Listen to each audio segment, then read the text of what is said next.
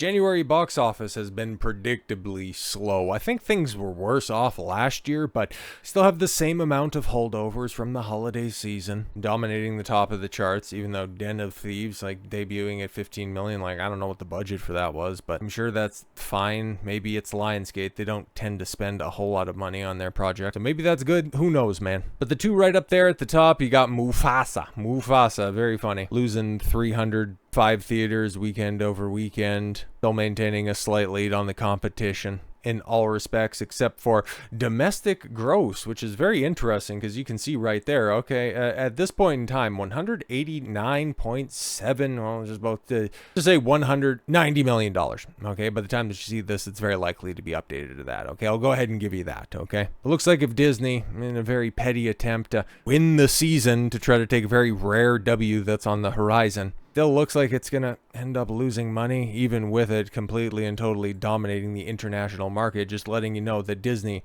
still has some pull abroad, but when it comes to appealing to domestic audiences, when there's competition, when there's the likes of a Sonic 3 out there, it ends up coming up short. And like I said, unless they continue to strong-arm the theaters to leave Mufasa in there for as long as humanly possible, Sonic 3 is very likely to either beat it or stay incredibly competitive with the Disney heavyweight, with an established brand, a sequel to an established brand. Funny how Sonic 3 is going to go down as the most profitable installment in the franchise when you compare and contrast that with Mufasa being the sequel to a $1.7 billion outing and it barely breaking $500 million. Very interesting on a $200+ million budget. Congratulations, it's another instance of a Disney spending hundreds of millions to make a few $100,000. It'll just be interesting because I'm looking at those domestic numbers, and when it comes to race-swapped live-action remakes, they don't tend to do as well internationally. Take a look at Mulan and A Little Mermaid for proof of that. So in about, a couple months' time, you got the Snow White remake coming out, and oh boy, that'll be very, very fun. But that'll be the, second bomb of the year for Disney, because you got Captain Black Falcon America Man, which, oh boy, that's that is definitely on the horizon, huh? But we're talking specifically about the animated fare, okay? Mufasa has the international market. Will it end up taking the domestic market from Sonic? Who knows? And does it really matter at this point in time? Because it's already been a statement of intent, as Sonic the Hedgehog 3 is only the second video game adaptation to hit major box office milestone. It has become the second most successful, behind the Super Mario Brothers movie that came out a couple of years ago that made over $1 billion. It is the second most successful video game adaptation. It's spoiling us, I guess. And it's crossed a rare box office milestone for a video game adaptation. The movie is the third installment in the live-action franchise, bringing the world of Sega games to the big screen, and follows the arrival of the powerful hedgehog Shadow, yes, the ultimate life form, Edgy the Hedgie himself, forcing Sonic and his friends to team up with their enemy, Dr. Robotnik. The Sonic the Hedgehog 3 release kicked off the weekend before Christmas in 2024, taking the #1 spot on the chart for 2 consecutive weeks per deadline. As of Saturday morning, Sonic the Hedgehog 3 is projected to earn a 3-day total of $8.67 million at the domestic box office by the end of its 4th weekend in theaters, and we can go ahead and confirm that it ended up doing a hell of a lot better than that, 11.354. In fact, will bring its cumulative domestic total to 202.1 million. That's 205, but who's counting, right? Making it only the second video game movie ever to cross $200 million domestic box office milestone. The previous title to do so was 2023 Super Mario Brothers movie, which passed that milestone after just 5 days in theaters. And yeah, if this was the late 90s and these movies were coming out, Sonic definitely would have been quicker to pass that line. And it's a testament to the fan base that this series still has at this point in time, because while there have been some good video game installments come out recently, it's nowhere near the peak. Okay, I think we can all agree on this. Nowhere near the peak that it had in the mid to late 90s. Okay, back when Sega was cooking, back when the Genesis did what Nintendo don't. God, those were the days. Here I am reminiscing, being an old man for a minute. But what this means for Sonic the Hedgehog moving forward, it has outdone comparable movies by a huge margin. Yeah, exactly. And the fact that it's really standing toe-to-toe with a Disney juggernaut kind of lets you know how good this film is, really. Okay, because if this was just relying on name recognition, it's Sonic in 2024, 2025 now. it shouldn't really be hanging with The Lion King, crown jewel of the Disney Renaissance, even though it is the second bastardized version of it. But also, it's the third installment in a franchise, and generally speaking, unless it's a well-publicized end to a trilogy, that stuff doesn't really happen all that often. More often than not, you see a drop-off when it comes to profit in franchises like this, but this is just not the case. But yes, not only have just 2 movies ever passed the $200 million milestone in North America, only 10 have ever passed $100 million, including Pokemon, Detective Pikachu. Oh shit, you remember that? Five Nights at Freddy's, Uncharted. Oh god, and the 2 previous Sonic movies. Below, see the breakdown, and we can take a look at the top 10. That's right there. Five Nights at Freddy's, Lara Croft, Tomb Raider. Oh, that's the Angelina Jolie one. I don't like it, but it's fine. The Angry Birds movie. Oh yeah, and the Rock Rampage movie. Oh my god. But that's a Rock movie more than it's, an adaptation of Rampage. But anyways, in spite of this, the worldwide Sonic the Hedgehog 3 box office is still not the highest grossing in the franchise. The second installment grossed $405 million worldwide, whereas the new movie has not yet crested a $375 million, and as it sits right now, in fact, going back to this, $385 million. So if it sits through the end of the month, and there was that tentative streaming date that's coming up next week, it's easily going to get past that 405, okay? There is no competition at the box office, and even still, okay? Den of Thieves, that shit's going to fall off, and it's going to be back to Mufasa and Sonic duking it out until Captain America 4 comes out. Best of luck to you on that one. But last time we talked about Sonic, it was in regards and in the framing of an exceptionally poor review, okay? The Matt Walsh Tradcuck take on the situation where kids deserve a real video game.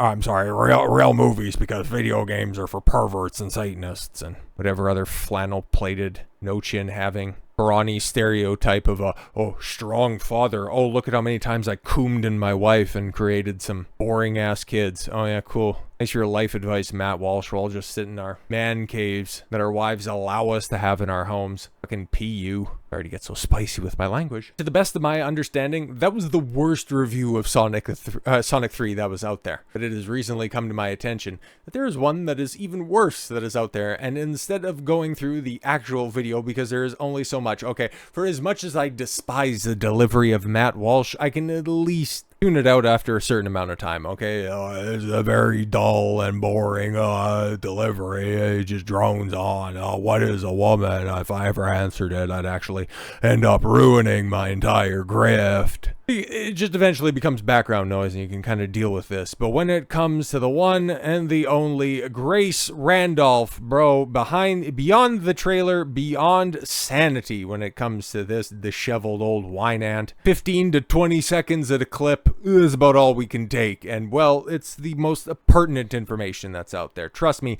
I did go through the trailer, and because I respect my audience, I don't want to subject you guys to this nonsense. It's going to be bad enough listening to this cackling old hag. But she has some wild ass takes. I don't really know. And the first one involves Shadow the Hedgehog and his platonic brother-sister relationship that is throughout the movie, okay? In the video games, that is also an established relationship that is there. There is nothing going on, unless, of course, you're as brain-rotted as Grace Randolph is. I don't really know if Shadow and Maria should have been hanging out together. So, I don't think that Shadow... I can't even keep up with an impersonation of that. And it's such an awful tone, okay? Sorry for the nails on the chalkboard, but we can all get through this together, okay? Maria should have been hanging out together so much. Right. I was, because Shadow, very much was adult-coded.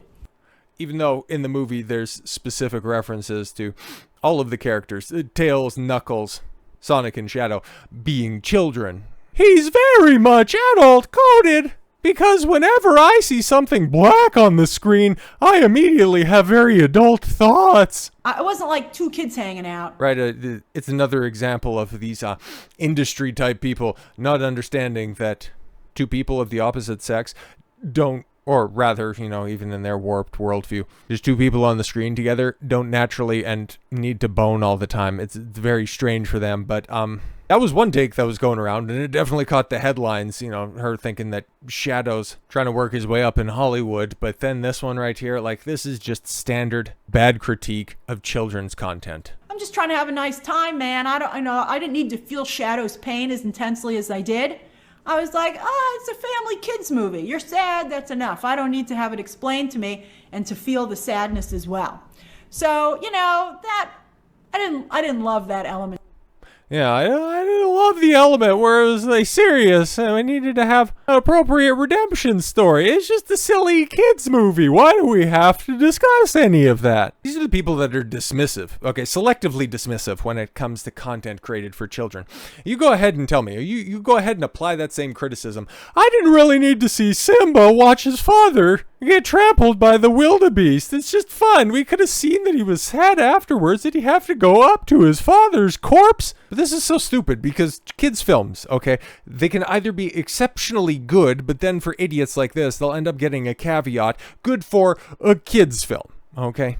Or if they're bad, that doesn't much matter because they're just for kids. I despise that mentality when it comes to critics and then especially when it comes to filmmakers because over this past weekend, I filled in a gap of knowledge that I was lacking, okay? I watched the Hobbit trilogy. I thought I'd seen it before and I know specifically through reviews and clips throughout the years, it's like basically I've seen the movies, okay? It ended up adding some additional context and while I might have some spicy takes on that, I actually think that An Unexpected Journey is...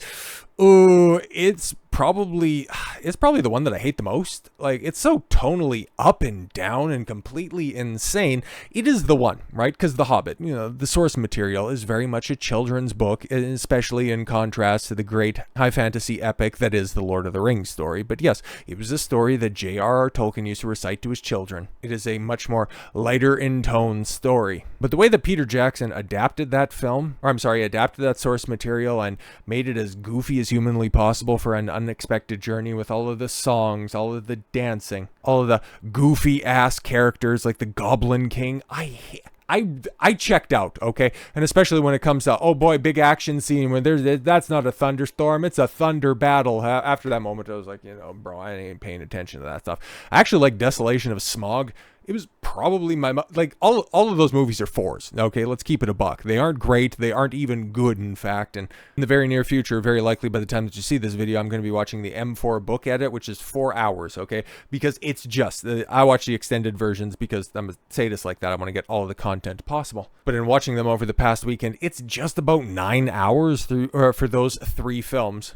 Which this upcoming weekend I'm going to be watching extended Lord of the Rings, which it's been far too long since I've done that. So yeah, I wanted to watch everything in chronological order, which also made me really hate in An Unexpected Journey when Galadriel and Sauron turn up for the White Council meeting, how they just present Galadriel as like, oh my god, oh, it's her. It's like, if you're watching all of this stuff, if it's unfolding like a story, why on God's green earth is she getting paid so much attention? It makes no sense at all whatsoever. It's like, yes, we know that she's important, but then at the same time, it was like, oh yeah, there's Saruman sitting at her table. I understand it's Christopher Lee. He's 92 years old. He's not going to be as spry as Kate Blanchett was. I forget how old she was, but really doesn't much matter. But there's just so much tonal disrespect in that film, and also, like, it also happens in Smog and in Five Armies as well. Five Armies is really bad as well. Like, I'm going to really rank them. Like, Smog is a little bit better than Five Armies, which is a little bit better than Journey. And I say all that to say this, it disrespects the source material, and it disrespects the audience that it was going for, because on one hand,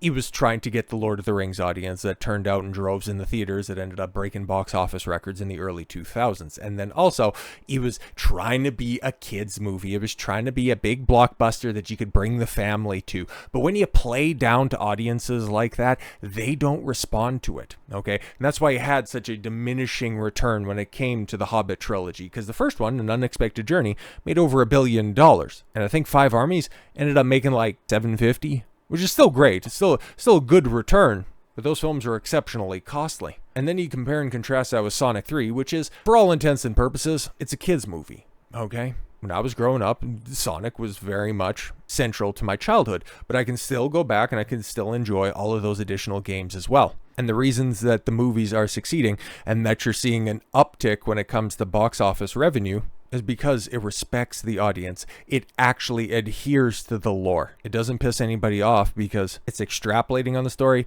It's because it takes its script seriously. But I can understand that as an outside observer. But when you have somebody, an industry professional, somebody who's been doing this for 10 plus years, and stupid as Grace Randolph, the only reason I think she continues to stick around is because she is such a lol cow.